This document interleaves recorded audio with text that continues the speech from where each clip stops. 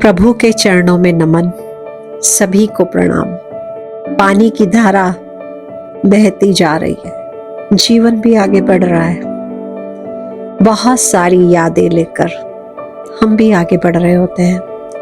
कुछ यादें हमने ऐसी सजोई होती हैं जिसमें हमारे संस्कारों का पल्लवन होता है।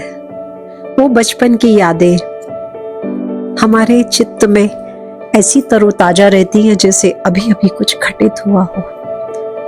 वो मिट्टी के घर, वो खिलौने जो कभी हमने बनाए होते हैं, वो आंगन जहां हम खेले होते हैं। उस समय हमें नहीं पता होता कि हम कुछ समय बाद यहाँ नहीं होंगे, कहीं और होंगे। किसी कारणवश वो जगह छूट जाती है, स्थान परिवर्तित हो जाते हैं, पर हमारी यादों में वो बचपन ऐसे ही सजोया होता है। वो शरारतें, वो चोट खाना, बड़ों को ना बताना, बड़ों का देख लेना और कहना देखो चोट लगी है इसको, क्योंकि हमें नहीं पता होता। हम इतने कोमल होते हैं और उन अनुभवों से गुजरते जाते हैं। बहुत प्यारे अनुभव होते हैं, उन्हीं में कुछ हमें ऐसी नसीहतें मिलती हैं जो हमारे संस्कार बन जाती है कि हमें गलती नहीं करनी, हमें छुपाना नहीं है, हमें बड़ों को बताना है। कुछ खाना बनाना, कुछ और, वो सब हम उन छोटी छोटी यादों में सीखे होते हैं और सजो के रखे होते हैं। वो हमारी चिर धरोहर है जो हमारे बड़ों ने हमको दी, जिन्होंने हमें दी। वो आज शरीर से तो हमारे साथ नहीं है, पर आत्मा के साथ सदैव आपको आशीर्वाद दे रहे हैं, जो सदैव आपके संग चल रहे हैं। किसी भी कदम पर आप अकेले नहीं हैं। जब आप उन मीठी यादों को सजो के रखते हैं तो वो आपको सदैव आशीर्वाद देती हैं। आप बीमार पड़ते हैं तो आप स्वप्न में देखते हैं कि आपके बड़े आपसे कहते हैं देखो तुमने ये नहीं किया, और जैसे ही आप करते हो आप ठीक हो जाते हो। क्या है ये सब? यही तो है ताना बाना उस परमात्मा की दिव्य शक्ति का। जब हम उन संस्कारों को पूर्णता में लेकर चलते हैं तो वो दैवीय आशीर्वाद का कार्य करती हैं, और जब हम उन्हें सजो लेते हैं और आगे बढ़ते हैं तो हम हर जगह उस भव्य इमारत को बनाकर चलते हैं। इमारत ईंट पत्थर की नहीं, हृदय पटल पर एक मंदिर सजोते हैं जिसमें वो यादें भी हैं, हमारे बड़े भी हैं, हमारे गुरुजन भी हैं, हमारे माता पिता भी हैं, सभी हैं जिन्हें आप प्रेम करते हैं, जिन्होंने आपको उंगली पकड़ के चलना सिखाया, जिंदगी का रास्ता बताया। ये वही यादें हैं जो सच में आपकी धरोहर है।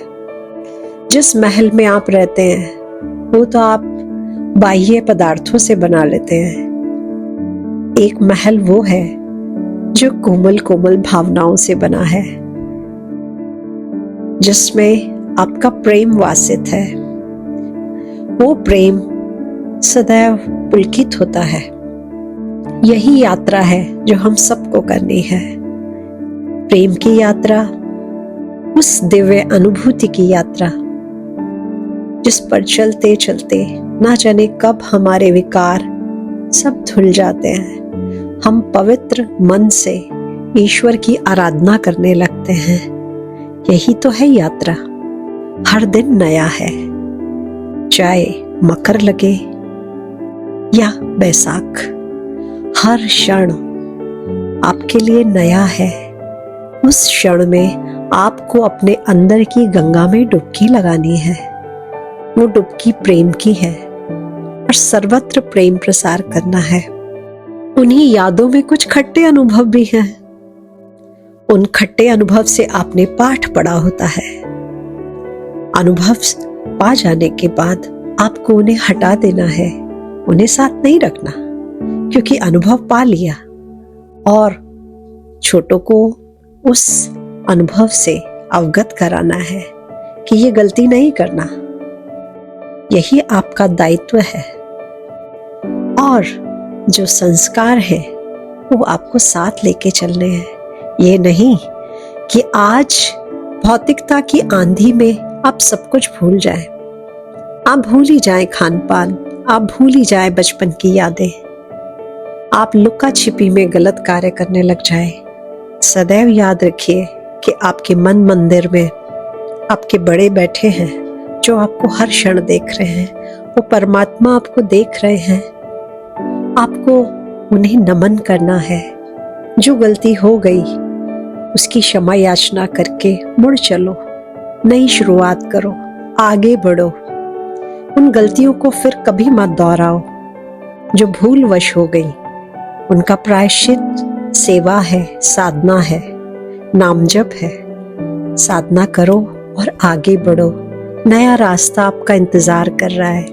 पुरानी मीठी यादों में पुलकित होकर के सर्वत्र हम सबको प्रेम ही तो बांटना है, क्योंकि प्रेम का धागा ही तो सबको जोड़ता है।